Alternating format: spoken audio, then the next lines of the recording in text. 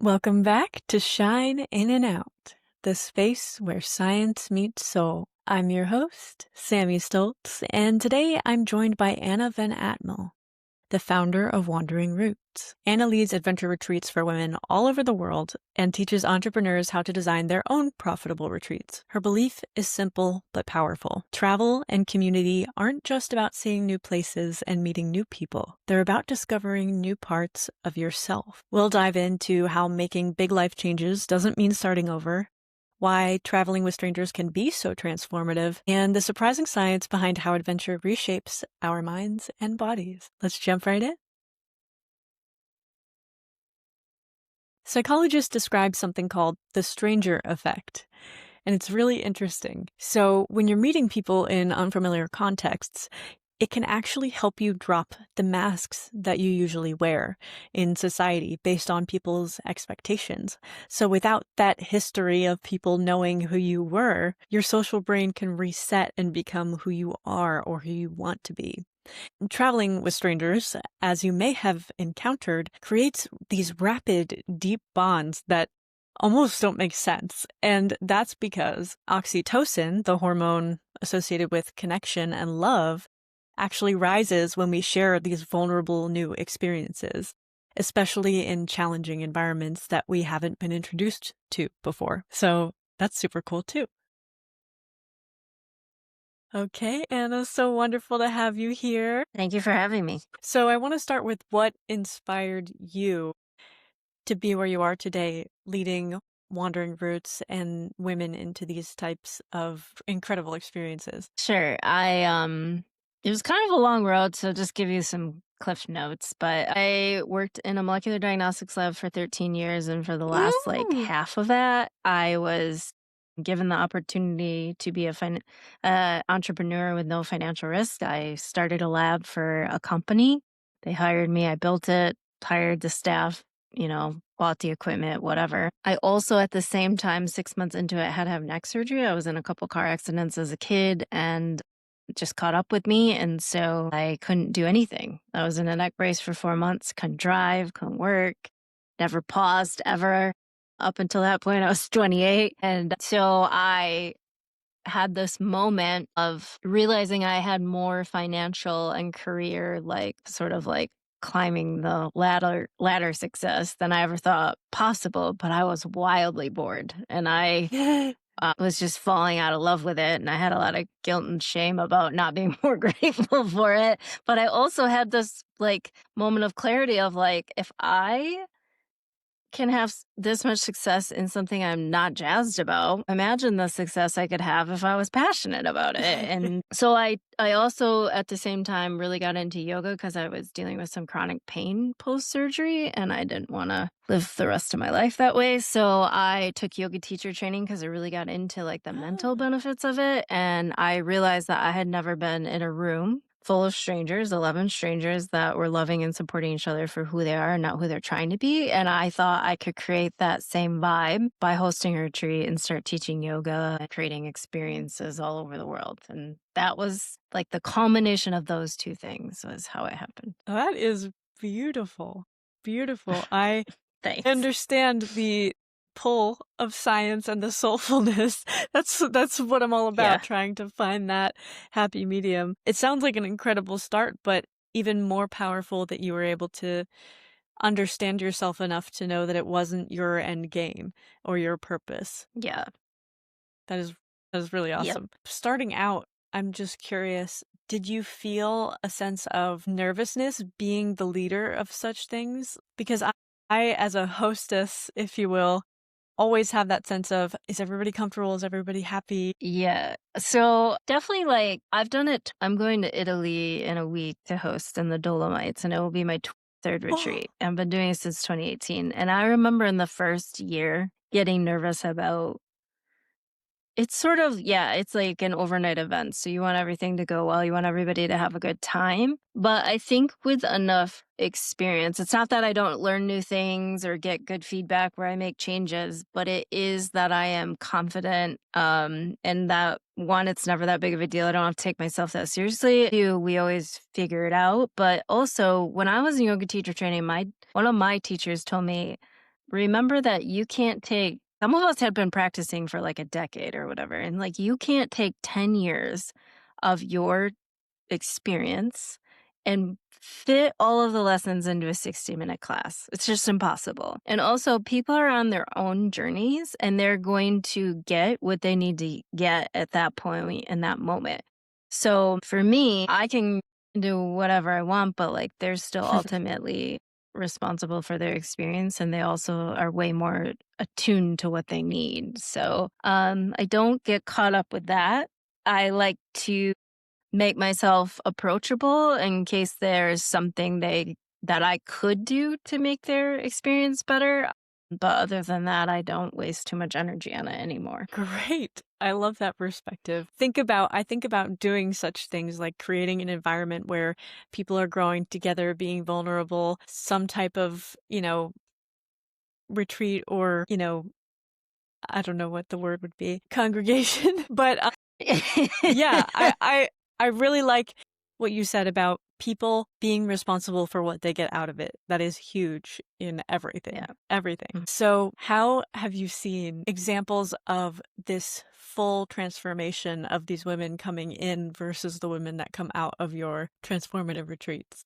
Yeah, so I think one of the reasons I started my brand is I could not articulate what I wanted. Like I had created a life and this career and I had never once thought if that's what I wanted. I was just a very practical kid that was good at science and went to college and climbed the ladder and got a job, you know? And so I believe that living a life that you love is accessible to everybody, but you have to know what you want and you have to ask yourself fairly regularly. It's incredible to see. I only host women. It's incredible to see women, one, just let themselves be fully taken care of. Like a lot of women suffer from just wearing all the hats and decision fatigue. And I get so many people at the end of the week saying, like, I've never felt that taken care of.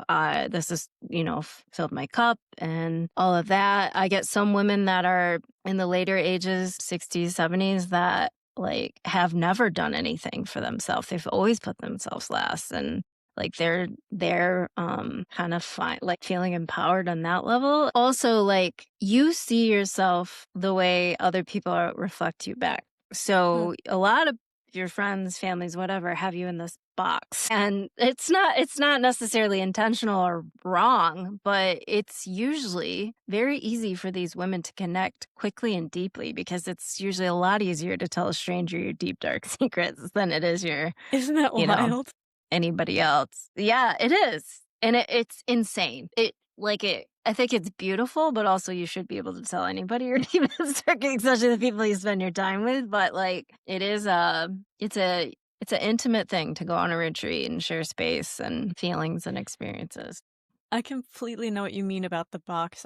I describe it as like the masks that we wear that people know us as. Yes. Like anytime I see one person, I'm like, oh, I gotta put the smart mask on. Or when I see them, oh, the funny Yeah. mask, And I'm always myself, but it's just those parts of me come out more because that's clearly what they received from me the first time we met. It's crazy. Right. So I love that Right. when you're with these strangers, you can choose to be anyone, and hopefully you choose to be exactly who you are and really take that Yes. opportunity. So that's Yep. really awesome. And what do you say to people who might say, "Of course I can change things while I'm on a beautiful vacation. What about when I get back to the real world?" Yeah.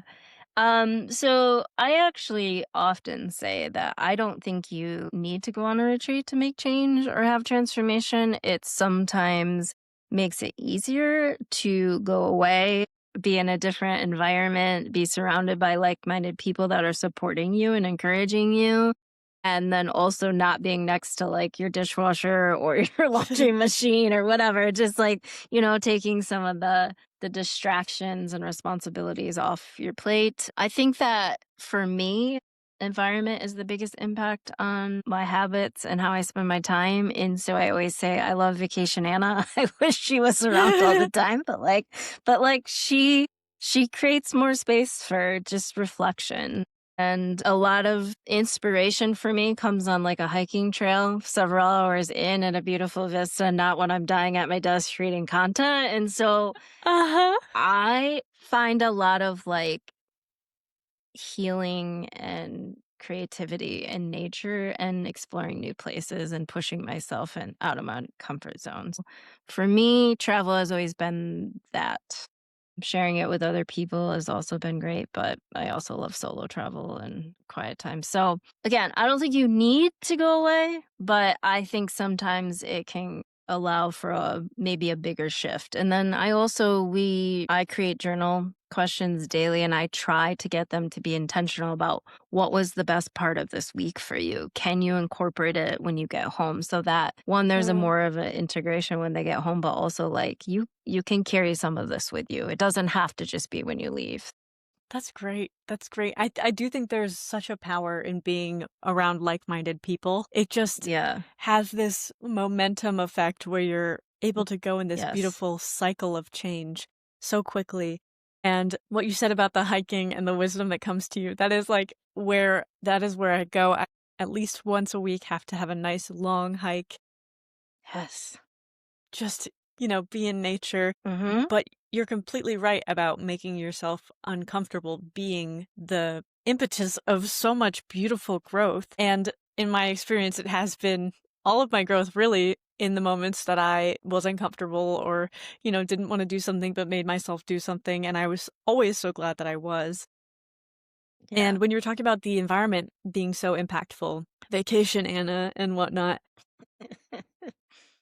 I will say that there's definitely something to that, but when people Yeah. think about, well, once I go back to my home environment, is there, no use anymore? But even like the small scientific changes in your routine, like Dr. Joe Dispenza talks about, get out on the different side Yeah. of the bed, like observe all of these habitual things that you're doing, brush your teeth with your left hand, like do all of these things, throw yourself Yeah. off. You can change in your own environment just by recognizing how 100%. habitual your life is.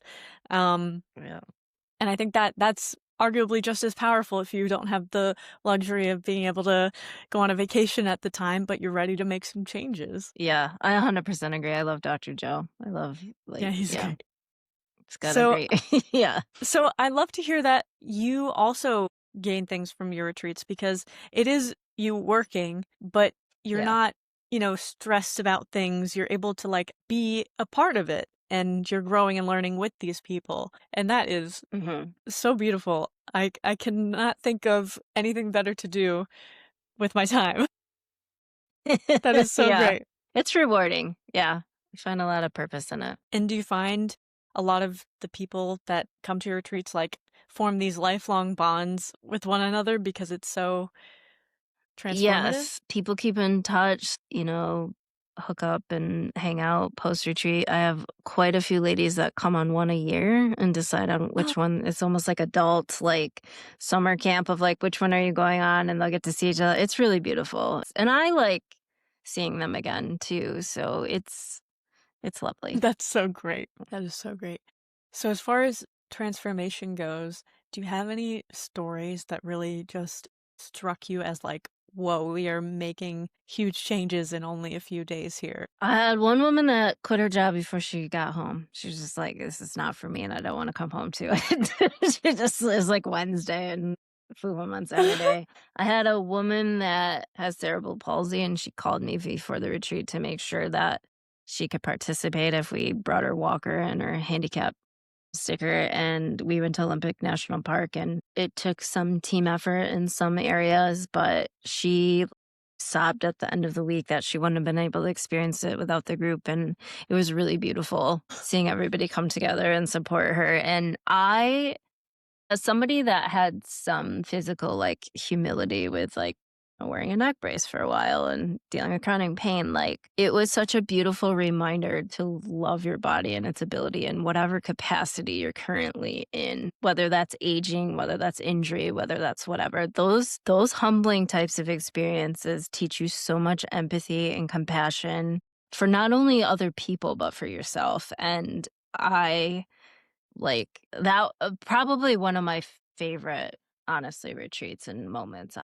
I loved her, and I've always wanted to be the approachable brand, and the fact that I think that wellness looks differently for everybody, and it looks different for me day to day, and I wanted to make wellness approachable. I wanted to make mental health approachable, or like, sharing space with strangers and connecting. And so I always say choose your own adventure, and I make that itinerary fun, but I also want you to tune into what you need day to day. And so being able to host so many women from so many walks of life and so many different ages and physical capacities is that's what I wanted. And so that was like a moment of like, God, I did it. I was just really proud of myself. And yeah, that was one of the most rewarding ones I've had. So That is so beautiful. And it's, you're creating these environments where people are supporting each other, and it might not be physically all of the time, but this was an example where it was physically, mentally, spiritually, just yeah, energetically all being there for each other. And that is so powerful, so moving. yeah, And I love thinking about her and how she went through with it, because I yeah. have struggled with my own chronic pain, and I used to hold myself back a lot. Like, even Uh-huh. going to drive 20 minutes to hang out with my friends at Disney Springs when I lived in Orlando, I was like, "Oh, I don't wanna drive. Oh, but I don't wanna hold you guys back if I have to leave early. Oh," and there were all these things and all these fears that, like, kept me from enjoying or had me worried about keeping other people from enjoying, when I'm sure my friends had no trouble accommodating. And when you think about yourself in the perspective of somebody on a retreat that is able to help somebody have this experience, it Yeah, is unequivocal. Of course I wanna do that. Like, do not ever yeah, say no to yourself if you wanna do something. yeah. So creating that space, I think even just hopefully somebody hearing this may be inspired to do the same. Yeah, I think we get in our own ways a lot. Our limiting beliefs can stop us from even trying. I mean, even it probably took her a lot of courage just to even call me. And you know what I Totally. mean? And like, there's just one small step that's usually the difference between you doing it and not. And so the more I think you can show up and challenge your limiting beliefs and just take one small step, it usually ends up unfolding to like turn Yeah. into this bigger thing. So, And Anna, one of the biggest things that did that for me was travel. I, for ugh, my first time yeah, abroad, went to France with my dear, dear childhood friend, and I was going through a pretty deep depression at the time. I was like at the worst of my chronic pain and fatigue, and I even told her beforehand, I was like, "Hey, just so you know, like, I'm not my best self that you're probably used to, and I'm worried about holding you yeah, back, but I wanna be able to do everything, and I'm so excited about this." And I went anyway, and I'm so glad that I did. I think we connected in a different way because she didn't understand maybe what I was going through when I had that phone call with her, but it became such a deeper friendship, deeper than it already was, and it became such a deeper connection to myself because every day I would wake up and say, "I don't know if I'm gonna make it through today. I don't know if I'm gonna be able to walk as far as they're planning to walk or do any of these things." And then I would do it, and I would be like, "Oh my gosh, yeah, even though I'm in so much pain, like, my body still worked." And I was just it just yeah. changed everything for me, and I just learning to trust my body was one of the most beautiful lessons from travel like that, and I try to build That's on it every beautiful. day. Yeah, I that's beautiful. I also, I think that there's a lot of confidence and resilience that you gain every single trip, whether it's with your body or just Oh, yeah, navigating new anxiety things in and, general. Oh, yeah. yeah, Getting through it. yeah, Getting through it. so You have to prove to yeah, yourself that you can do these things, and the more you do that, the more you believe in yourself, the more you trust that even if yeah, you don't know what's going on, you will figure it out, and then you don't have that yeah. panic because you have that trust. So, I had 100%. a lady that's so worried about taking a cab from the Venice airport to Venice because she gets in early, and I'm like, "You don't wanna I sit at get the it. airport for, whatever," and I was like, "It's so easy, there's so many there, you don't even have to ask, they'll just shuttle you, whatever," and I was just, like, reflecting on how when I first started traveling, like, I don't even remember being nervous because it's so far removed from my experience now. You know what I mean? Like, I've just done it Yeah. so much, and I've been so many places, and I've rented cars and where you drive on the other side of the road and the signs are in a different language, and it's just like it's just a thing now, it's part of the thing. So I it was a nice reminder to be like, the more you do it, the more you're not a 100%. beginner, the less scary and terrifying it is, right? You're just That is, it's comfortable. exposure therapy. That's I mean, Yeah. I have some friends that I talk to mostly online, and they are very socially anxious, and, they talk every once in a while about trying to get themselves to get out there. And I explained to them, like, it might seem like I am just a naturally extroverted person, but I'm an introvert. I'm an ambivert, maybe, because I love interacting with people, but I was the most socially anxious kid you could ever imagine. Like, I had to plan out my conversations for the next day before I could sleep, and then I would be Aw. so worried that I couldn't sleep. Telling them that and, like, having those experiences and now being the people we are today, I think is that much more powerful of an example because you were where they were or where they are, Yes. and you show them where they could be if they push themselves to be uncomfortable. Yep. So Yeah. I love that. Exposure therapy. So you do specifically for entrepreneurs on those, you show them how to do retreats? Yes. So I started in 2018 and I quit my job, my lab job. I side hustled the brand for 2 years. I quit in October of 2019, only to have to cancel all of my retreats in 2020. I was planning to host Oh, six, yeah, six of them. And I was like, you know what? The lab that I worked for wanted to start COVID testing. They asked me to come back twice. And I was like, no, I'm not interested in going back. I realize that is the easier and the love you. better No. financial decision, but no. And I was like, what will I do with this gift of time? And a lot of people had asked me if I'd ever plan theirs or other people's. And I initially was like, no, I don't know what I'm doing. I'm still figuring it out. And I was like, okay, I've done it, I think 6 or 7 times at that point. I can create like an offer. So I created a 1-to-1 where I like do all of the logistics and manage the budget so they make a profit. And then a digital course if somebody has less money to invest and they want to DIY it or do multiple a year or start a retreat brand. And I it's been awesome. I there is so many reasons why you can host a retreat and there are thousands available. Every person that I have worked with is so passionate about sharing this content because it has transformed formed their life. So to be a part of that and to hear their story just lights me up. I love it. I Yeah, it's sometimes I don't know if you found this as just being an entrepreneur, but a lot of times you like set out and you plan to do certain things and then you get nudged in different directions that you never saw coming. And that's one of them for me. And I really do that actually more. I host 2 to 3 times a year now and I do more planning for other people. I've sort of shifted in the last 5 years. Wow. I mean, that way you're spreading your impact. You're not just Yeah, touching it's only the people exponential that at that you're point. interacting Yeah. with. It's like the waves and the waves from the waves.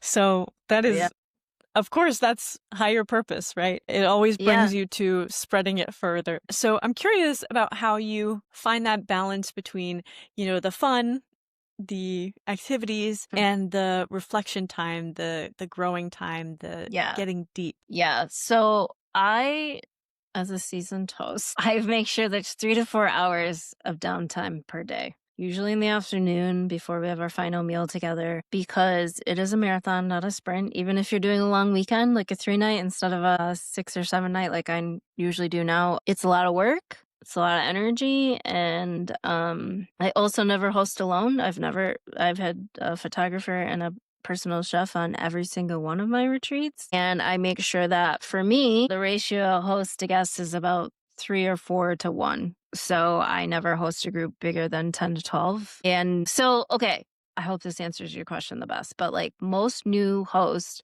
throw everything but the kitchen sink at their itinerary because they're trying to provide value. And that's a terrible idea. Yeah. People are exhausted, Okay. you're exhausted, and you don't want that. You want them to feel restored. And also, they have a little bit of that like like doing a new thing like imposter syndrome, and so they put value in the itinerary but then they don't give enough time to like interact with the guests, and they're coming for you. There's so many retreats they could go on. They're coming on yours for a reason, and it's Mm. mostly you. You have created it. So like spend time with them. That's a really big it's like an honor to share space with people that want to overnight with you. It's a big ask. I always say like there's a layer to a sale when you're selling a retreat because, like, you have to convince them you're not a serial killer. The first time you meet, you're staying the night together. So it's like that's a big ask. You should spend some time with your guest and get to That's a know great them point. and hear their stories. Yeah. Yeah, make sure that's So, on and then for record. me, yeah, and then for me, I also try to find a lot of times I can rent a private like, I always rent privately, but usually if there's multiple dwellings on the property, I like to keep the host in a separate property just so that like when I worked a 9 to 5, there was that physical end to the day. I have helped the Yeah. chef clean up, and I have left the main house, and I have went to my house, and I'm going to have some quiet time, and it will be, go to bed early and prep for Yes. tomorrow. So, yeah. Yes, I'm big on my quiet time. It helps me be a better me the next time I interact with Same. people, so it's always worth it. Yeah. Do you ever feel the need to, like, mesh your guests together? Or maybe Not really. because Everybody yeah. shows up, like, very nervous and kinda, like, little bit, yeah, just nervous, but honestly, by the first dinner, with an hour into it, it gets louder, people are interacting. So, no, I have never had a major situation. Been very, very lucky in that everybody's gotten along. So, I mean, I definitely create like we start where I want everybody to introduce themselves, and then we go around the table after they usually say like their roles, responsibilities, things like that. But then I make them go around after everybody's done that and say three things they love about themselves. And so it's sort of like you get to know the essence of the person, like for real. We have a WhatsApp group and we Zoom before sort of those icebreakers are sort of hashed out, like nervous, like jitters and stuff before they even get there. Are you there? Can you hear me? Weird. Is it working or not? Adventure doesn't just light up the mind, recalibrates the body. Research shows that stepping into nature lowers our cortisol, our main stress hormone, and boosts vagal tone, which is a key measure of nervous system resilience, as you'll know if you've been here before. So when someone leaves their comfort zone for a retreat, they're not only shifting their mindset, they're also resetting their stress response on a biological level. And Anna, of all people, knows how powerful this can be. So weird. I hope this didn't mess everything up either. Okay, I can see you better, but now I can't hear you. I don't know. I really What do you have as your microphone? sure. It's just an external. Yeah, it says it's more of the media thing than the sound that There's so much more I actually want to passed. ask you. I mean, I don't really if there's some firewall, I'm gonna probably have to, like, chat with the Riverside people. But I've done multiple podcasts in this platform, and it's been fine. Check in the help center. Maybe I could try on my phone. Oh my god. Moment of Yes. truth. I can hear Hi. you. Perfect. Okay. Yeah, I do have the app, and it looked like that would work fine too. So if I need to do that, I can do that. Well, for now, it's just gratitude. I don't know exactly where we left off, but I was thinking about a lot while we were in limbo. Okay. I'm gonna be able to edit this together. I really hope it didn't Yeah. mess up your whole No, I'll make it work. system. I'll make it work. Put some like funny Okay. technical difficulty symbol or something. um Right. So it got me thinking about in my own journey, I think the biggest thing holding me back is myself. And when you talk about Always. leading the retreats, yeah, when you talk about leading the retreats, it like makes my heart so happy. The idea of being able to touch people with my warmth. I think social media is so great because yes, I can reach as many people as possible with my message and hopefully, change their lives for the better. But it's such a different thing to be able to do it in person and to, have them feel my love and Yes. feel my energy. And it almost makes me want to like, instead of going on someone else's retreat, hosting my own. Sure. So incredible. Very big shift over this episode because it's scary. It is scary to, Yeah. plan it, but I think that's why your work is so great because you know what you're doing. You have, set plans and perhaps we'll collaborate on something. That way we Yeah. can both have an impact. And I can feel more sure because I wouldn't say travel planning is either a forte or a hobby. So Not for everybody. yeah. Yeah. Yeah, that's I also like asking for help is the gateway to living your best life. There are things I don't want to do that I offload all the time. whoa. Huge, huge moment right there, actually. Asking for help. I've been talking about that a lot with people, actually, because of I don't know if it's inherent that we feel like a burden or if we're taught that Yeah. if we ask for something, we feel like a burden. But I'm really trying to release that because anytime someone asks me for help, I'm ecstatic. Yeah.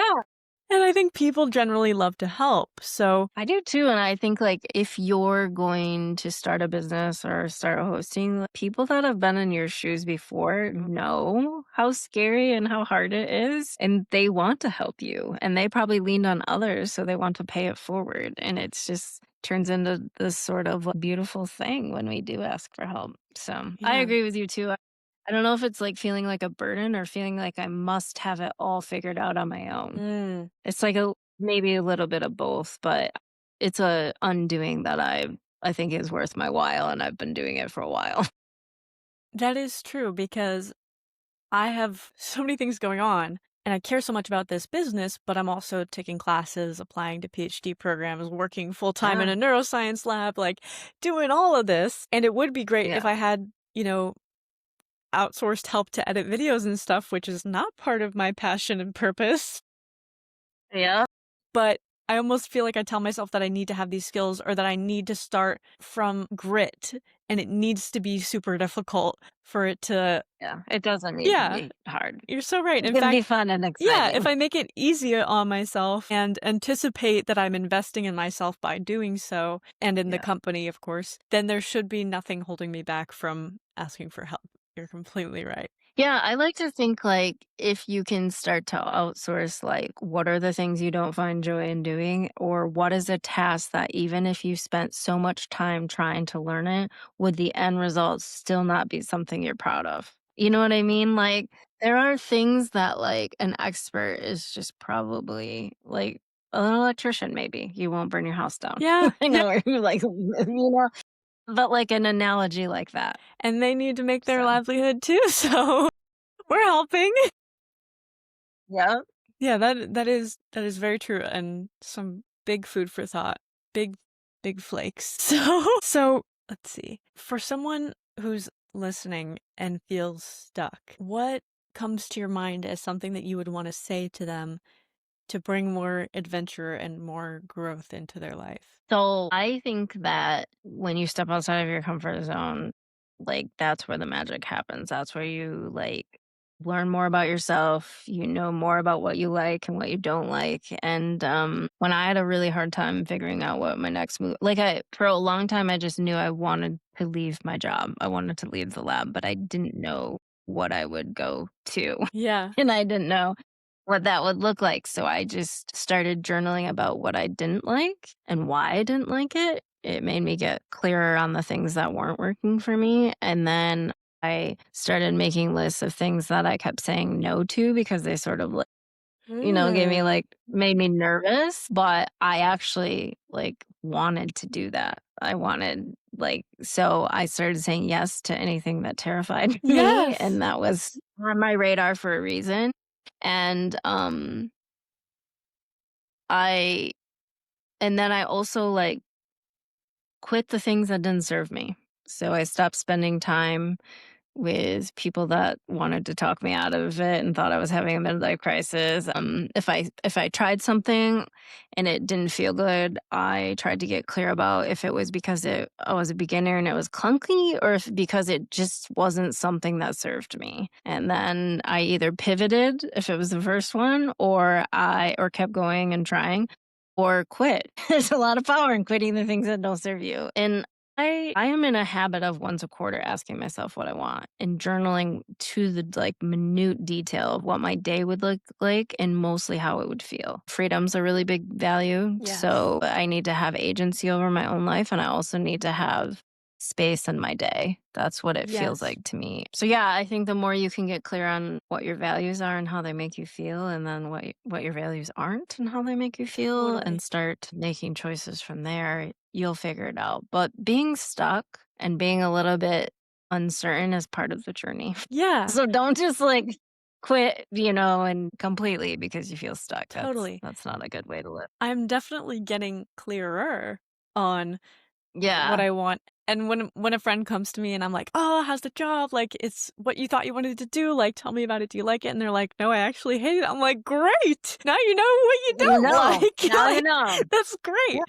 Um, and I kind of spent the better part of my research path in the back of the lab at the bench, thinking I wanted to be in the background, not interacting with anybody, but helping humanity. I resonate with that deeply. And then I actually realized even though it was scary to think of interacting with people and having a direct impact, it was what I wanted. And so saying yes to the scary but happies, like the desire, and saying no to the neutrals, actually, like the things that kind of make you like, Ooh, yeah, I think that's like, oh, like if I that's just feel great. like nonchalant about editing my videos, for instance, maybe I don't need to spend my Yeah. time doing that. And I think it Naval Ravikant, he wrote a book, something almanac, and he talks about setting a salary for yourself hourly or something like that. And Yep. anything that would be under that you can outsource or something like that, like to really get yourself going as an entrepreneur. And I think that's brilliant, even though it's scary to spend the Same. money. Yeah. I mean, you have to invest in yourself. You have to invest in your growth on a personal and a professional level. That's I think the only way to do it. And the more you can be in a abundant mindset, the better your whole life is. That's so true. I definitely, whenever I think about why I'm doing it, and it's not Yeah. at all for me, it's for the people that I want to touch in their lives to be better and happier and healthier, the best versions of themselves. That's really what I wanna help people be. It has nothing to do with me, and it's like, okay, so if I run out of money, alright, I'll figure it out. Right. Like, what matters more Right. to me is that I'm making my impact, because if I am not making my impact, I think my soul would turn inside out because she is talking to me every day. She is she is yelling at me to keep going, even though it's scary. Yeah, I always say that first of all, I don't know anybody that their driving factor for hosting or being an entrepreneur and doing work that they're passionate about is the money. It's never the Yeah, driving factor, but it is the sustainable way to be able to serve yeah. people and run your business year after year. So I think the sweet spot is finding a salary that sustains a life that you love, creating work that you find purpose and joy in. And if you can blend those 2 things together, it's magic I most think of the that's time. brilliant. I I struggle because I want to give everything away for free because it's what I wanna do, but you're right.